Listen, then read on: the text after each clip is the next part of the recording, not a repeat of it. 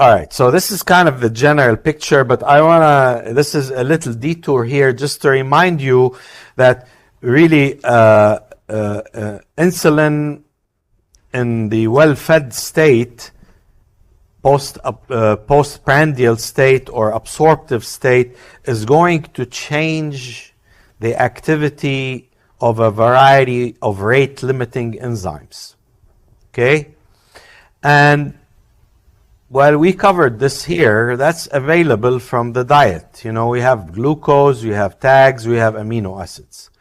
But then you have these different effects that you want to be mindful of. We have allosteric regulation of rate-limiting enzymes, covalent modification of rate-limiting enzymes. That's phosphorylation, dephosphorylation. In general, insulin is going to promote the dephosphorylation of key enzymes.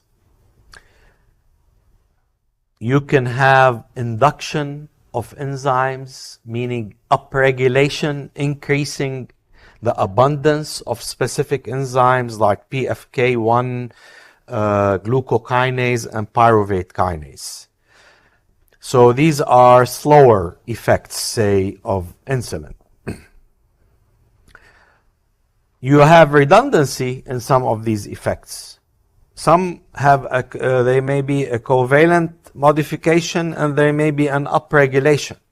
But this really allows the body to fine-tune metabolism. So that redundancy is important in fine-tuning metabolism. It's not just an on-off switch, okay? It's more like a dimmer switch. Regulation of metabolism is more like a dimmer switch.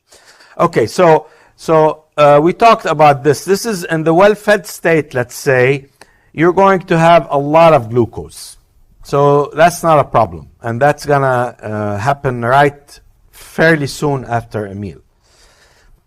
Like I said, allosteric covalent modification, two types of enzyme regulatory mechanisms typically happen quickly. Induction or upregulation takes some time, okay? And this is, again, increasing the amount of enzymes in the cell by increasing gene expression of those enzymes.